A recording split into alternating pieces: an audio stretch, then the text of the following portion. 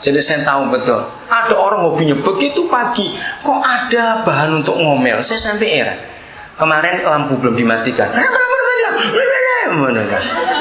Saya tunggu. Besok lantai. Kenapa nyapunya terlambat? Ini belum selesai. Ada lagi. Hari ketiga air lupa matikan. Hari keempat letakkan sepatu nggak betul. Ada saja. Jadi ada orang hobinya pagi itu mesti sarapannya marah. Kalau ada di sini bertobat dari ini. Betulnya pagi itu bangun mengucap syukur, Tuhan terima kasih, hidungku masih lengkap, kuping masih lengkap, ini masih bisa gerak. Ucapan syukur itu mahal, saudara. Oh nggak ada yang ngamen, betul nggak? Kalau kita kaku semua bangun, itu mahal sekali itu. Maka itu ucap syukur. Jangan ngomel dulu kalau pagi. Percayalah, apapun juga bersama dengan Papa kita di surga, kita bisa menyelesaikan semua. Itu keputusan kita, itu pilihan kita. Bagaimana kita melibatkan Dia dalam hidup ini? Oh, kalau itu terjadi kan indah sekali. Oke, akhirnya Daud menang. Di sini kita belajar Daud tidak pernah mengandalkan pengalaman. Maka itu saya tekankan, jangan pernah ragu-ragu mengikuti suara Papa di surga ketika kita sedang berdoa, bersekutu dengan Dia. Sekalipun, nah ini penting, sekalipun, kalau saya boleh berkata dengan kalimat bahasa manusia, sebagian besar keputusan-keputusan Papa di surga itu selalu yang tidak masuk akal kita. Oh nggak ada yang ngamen. Nah inilah masalah.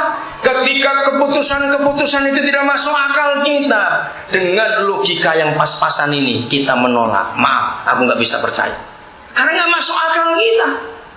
Saya mau ulangi lagi, biar saudara makin kenal, makin tahu siapa Papa yang baik. Saudara, apa yang Tuhan percayakan kepada kami dalam pelayanan pesat ini sampai jadi seperti ini, karena semua yang Papa putuskan itu nggak pernah masuk akal saya. Saya nggak pernah pusing masuk akal atau tidak, itu urusan saya. Saya cuma pelaksana. Saya hanya berkata iya kepada Papa yang baik itu. Saya cuma melakukan apa yang Dia suruh. Maka itu hasilnya bisa seperti ini. Bayangkan kalau semua saudara berani menyerahkan hidup kepada Papa seperti dongkrak tadi, mau dimasukkan kulkas, mau dimana ikut saja. Nggak amin lagi. Hidup ini akan menyenangkan sekali. Masalahnya kita melawan. Saya kagum melihat Papa di surga. Siapa kira sekarang kita, ya seperti kata kita, Yayasan Pesat dipercaya lagi untuk mengelola satu asrama lagi di Tembagapura. Asrama untuk Yayasan Pegunungan Jayawijaya. Bayangkan, saudara, makin besar kepercayaan ini. Ya saya baru turun dari Tembagapura kemarin. Saudara kita Iwan Kurus atau Iwan Tempe, Iwan apa terserah saudara nyebut namanya, ingat itu. Dia sana jadi pengasuh asrama di Tembagapura rasanya. Nah, waktu dia mau berangkat, saya itu bilang, saudara ingat dia toh? Panas segitu, jaketan juga. Saya bilang, Wan, Tembagapura itu dingin. Tahan nggak kamu? Panas saja jaketan begitu. Dia percaya pimpinan ke sana baik kalau kamu percaya. Nah, jadi kemarin dulu waktu omong dengan saya, terus saya ajak dia guyon. Ya luar biasa ya, ketika kamu Tuhan putuskan untuk pindah ke Timika, yang masih ingat tahu keputusan itu. Nggak lama setelah gempa awal 2005. Tuhan bicara kepada saya untuk dia ke Timika. Saya tuh bingung, Timika. Waktu itu kita belum ada pelayanan apa-apa ke Timika. Tapi Papa menyuruh dia lewat saya untuk pindah ke Timika. Saya bingung, ke Timika ini ngapain? Ada siapa di sana? Tapi Tuhan buka pintu. Nah ini cara kita hidup dalam melangkah. Maka itu kalau kita melangkah apa saja ikuti kehendaknya, akan jadi hal yang luar biasa. Pak Soleh, Bu Soleh, sudah ya, jangan mantap keputusannya, jangan ragu-ragu lagi. Nah, kemarin mereka bimbang dalam satu keputusan, melangkah. Jangan pikir untung ruginya bagaimana ke depan, melangkah. Abraham ketika dipanggil, coba saudara bayangkan, dia nggak pernah kenal siapa Yahweh yang memanggil dia. Tiba-tiba ada suara, Abraham, kamu pergi dari negaramu, dari bangsamu, dari sanak saudaramu, dari keluar rumah orang tuamu. Cuma dengar perintah pergi, tapi nggak pernah diberitahu kemana. Bayangkan, saudara berani ke bandara, Pagi-pagi condong ke bandara. Kemana? Pokoknya ke bandara dulu ayo. Pasti mikir loh. Ya kemana? Kan banyak pesawat, mau kemana? Abraham gak pernah tanya kemana. Dia pergi. Luar biasa itu. Karena dia, ini yang saya kagum sampai hari ini, dia belum kenal siapa Yahweh. Tapi begitu dengar suaranya, dia ikut. Nah itulah dongkrak tadi itu. Amin. Ikut saja, akan indah. Jadi ya saya ketemu jodohnya di Timika. Setelah itu Tuhan pindahkan ke Timika. Hari itu juga saya ingat. Begitu kami tiba, saudara, keluarga Bapak Sekda, Pak Aulisa itu menyewakan mereka itu sebuah penginapan.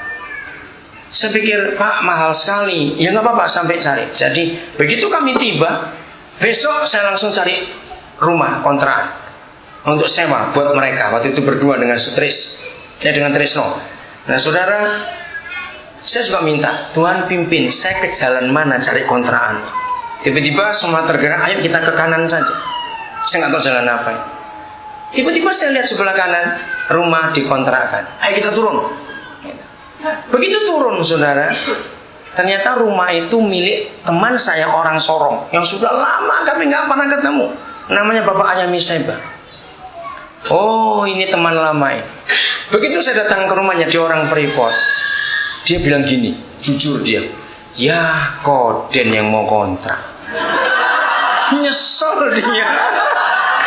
Kena apa? Ya, istrinya itu orang Batak, Sabar Sihombing namanya. Saya bilang, Sabar, suamimu kenapa? Kok nyesel? Iya, dia tahu kalau Koden yang kontrak kan nggak bisa mahal-mahal. Terus ya sudah terserah. Orang begitu. Lihat cara Tuhan itu luar biasa betul. Akhirnya kami sewa. Sudah murah, nyicil lagi sudah. Pak, ruginya 2 kali dia. Enggak, tapi dia nggak rugi, Tuhan masih berhitung untuk yang lain. Saudara, belum setahun rumah itu kami kontrak 2 tahun. Belum setahun. Ternyata Tuhan sudah berkati saya untuk bisa beli rumah, nyicil juga. Ada orang Freeport mau pindah tugas ke Jawa dan mereka tahu pelayanan kami. Dan itu Tuhan berkati luar biasa. Lalu bagaimana 2 tahun ini? Ada 2 keluarga, 1 keluarga guru yang baru pindah nggak dapat tempat, 1 keluarga dokter yang belum dapat tempat juga. Akhirnya mereka nih tinggal di rumah itu. Mereka bertanya, apakah mereka bayar? Ya saya bilang nggak usah. Toh sudah jatah kami, kita untuk memberkati. Mereka tinggal. Saudara, maka itu untuk apa saja ikuti apa yang Tuhan bilang. Kami nggak pernah tahu kalau Freeport dengan LPMAK-nya, Lembaga Pengembangan Masyarakat Amung Mekamoro, sudah punya rencana untuk menyerahkan sebuah asrama, tapi nggak tahu kepada siapa. Bisa ngerti cara Tuhan ini? Kalau kita ikuti pimpinan Tuhan itu indah. Belum lama ngelola asrama, saudara, ternyata Tuhan serahkan lagi asrama 1 lagi di Tembagapura. Nah, bulan Agustus awal yang lalu, waktu saya dari Timika mau ke Jayapura, itu saya masuk ke airport Timika yang baru. Airportnya, bandaranya keren, betul-betul kayak Amerika, karena memang dibangun orang Amerika.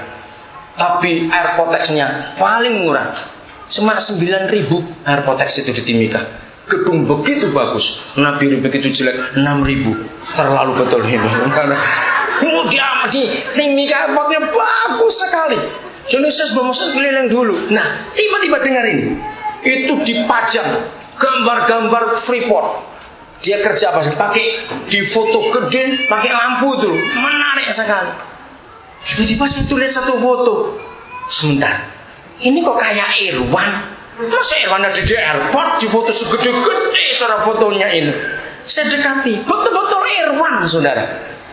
Saya langsung telepon Irwan. Fotomu ada di bandara Timika.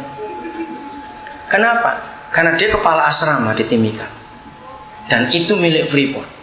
Jadi Freeport menunjukkan mereka bukan cuma mengeksplorasi, tapi memajukan masyarakat Amung Mekamoro. Dan itu saya sampai heran melihat peristiwa itu. Maka itu kalau kita mau ikut dan melangkah bersama Tuhan kita, walaupun gak masuk akal, ingat, simpan ini baik-baik. Apa saja yang Bapak kita putuskan pasti nggak pernah masuk akal. Amin. Kalau tunggu putusan masuk akal, itu tetanggamu yang mutuskan. Cara itu baik-baik. Betul. Kalau Tuhan mutuskan nggak pernah masuk akal, Itu yang Tuhan mau kita kerjakan dengan sungguh-sungguh.